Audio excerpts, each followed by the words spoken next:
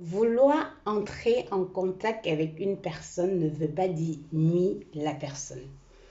J'ai eu à faire une vidéo sur la chaîne YouTube où je vous disais, si vous voulez entrer en contact avec quelqu'un, envoyez un mail à la personne et précisez clairement ce que vous voulez en détail. Présentez-vous et dites ce que vous voulez. Mais à côté de ça, j'avais oublié de préciser le fait que la patience lorsque vous envoyez un mail à une personne est importante.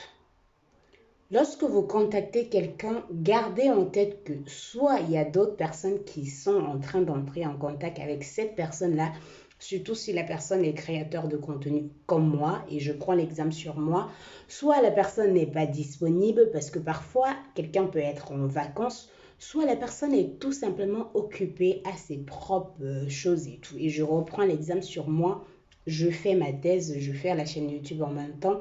Parfois, je n'ai même pas le temps pour répondre aux mails ou même moi-même pour discuter avec mes propres amis.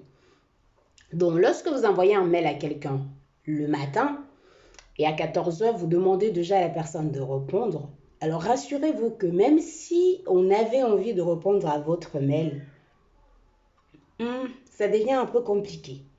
Puis encore, contacter une personne ne veut pas dire envoyer les messages à la personne sur tous ses réseaux sociaux. Moi, je rappelle, je n'ai pas des milliers de messages et alors, j'ai quand même des messages. Et si je dois répondre à un message, ce n'est pas un message où on dit bonjour à quelqu'un.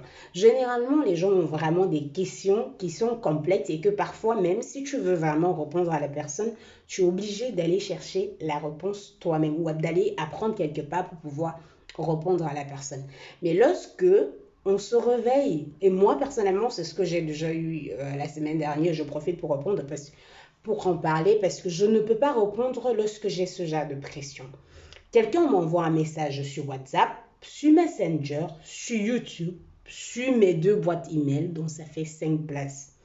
Rassurez-vous, il y a peut-être 22 000 personnes sur la chaîne YouTube, mais vous allez vous en rendre compte que quand c'est possible, je prends le temps de répondre à tout le monde. Mais ça, c'est quand c'est possible. Moi, j'écris ma thèse et je n'ai pas du tout le temps ces derniers temps, si vous avez dû vous en rendre compte que je ne réponds pas à beaucoup de commentaires. Mais généralement, si vous avez eu envoyé un mail, si vous regardez tous les gens qui ont eu envoyé un mail pour demander les fiches de compte d'exploitation, pour vouloir les corrections de certaines épreuves, je réagis toujours. Mais j'aime les gens qui sont patients. Parce que moi, quand j'écris à quelqu'un, je ne mets pas la pression à la personne. Et si vous, ça c'est vraiment un conseil général. Si vous voulez écrire à une personne, écrivez et patientez. Quitte à ce qu'après un mois, la personne n'a pas répondu, vous pouvez relancer la personne. Mais vous ne pouvez pas écrire le matin et attendre d'avoir une réponse à 14 h. Mais vous ne connaissez pas le programme de la personne. Puis encore, c'est pas en envoyant et en réenvoyant. Je pense que cette personne, c'est ce qui m'a le plus choqué et m'a vraiment poussé à faire la vidéo. M'envoyer déjà le message sur 5 endroits différents et réenvoyer le message à peine quelques heures.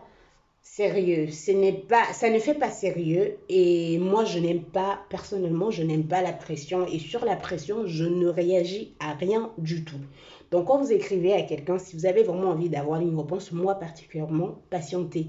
Parce que quand vous avez envoyé le message et la personne a son programme, il y a des gens qui avaient déjà aussi envoyé le message, la personne a vraiment son propre travail et vous avez dû vous en rendre compte que Maths pour tous, c'est un truc qu'on le fait, j'aime le faire, pas passion, et c'est aussi un truc bénévole, donc il n'y a pas vraiment d'obligation là-dessus.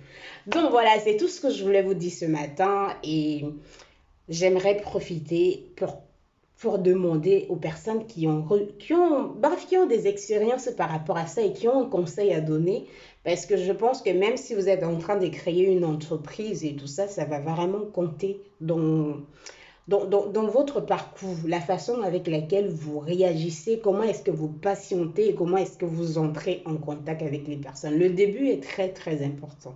Le respect, la façon avec laquelle vous abordez les choses, c'est vraiment important. Donc, si vous avez d'autres conseils, n'hésitez pas à donner en commentaire et on se retrouve très bientôt.